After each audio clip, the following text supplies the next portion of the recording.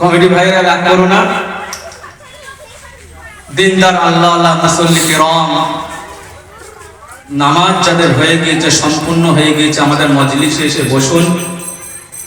এই মজলিস আমাদের জন্য নাজাতের একটি ওসিলা, কাল কিয়ামতের মহাময়দানে আমাদের জন্য একটা সাক্ষ্য হয়ে থাকবে, আমাদের সাক্ষী দিবে যে মজলিসে আল্লাহ উপস্থিত ছিল।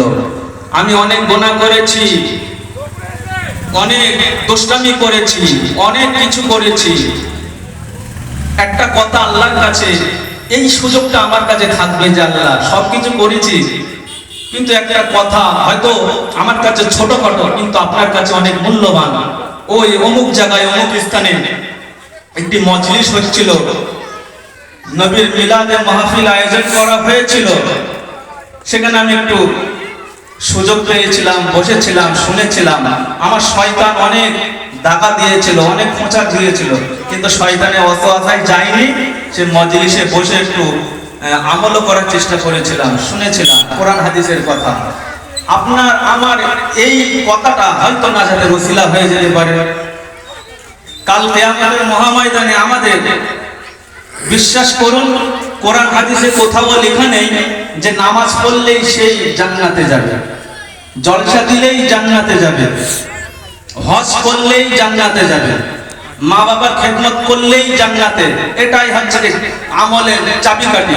বিশ্বাস করুন, কোরআন হাদিসে কোথাও লেখা নেই জান্নাত একমাত্র আল্লাহর দয়া, আল্লাহর রহমত ছাড়া কেউ সেখানে যেতে পারবে না।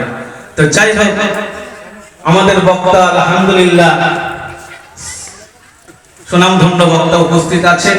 আলহামদুলিল্লাহ, আমার খুবই খারাপ লাগছে এই মজলিসে গোটা কয়েকজন আমরা দেখছি, আমরা যে দুই এক কথা বলবো, কিন্তু শ্রোতা যদি বক্তার সম্মুখে না থাকে, সে বলার ইচ্ছা, এনার্জি, সেই মন মানসিকতা কিন্তু তৈরি হয় না। তো কমিটি ভাইদের বলবো, আমাদের মজলিসে আপনারা যারা অযথা চলাফেরা করছেন, এখানে ওখানে ঘুরছেন ফিরছেন, এখানে আমাদের বক্তা, সুনামধন্য বক্তা উপস্থিত আছেন, হাজির আছেন। আপনারা অবিলম্বে আমাদের মজলিসে এসে যান। এই স্থানটা আমরা কিয়ামতের নিদর্শন বানাতে চাই না। এই স্থানটি আমরা প্রশংসিত, আল্লাহর কাছে মনোনীত এবং আল্লাহর কাছে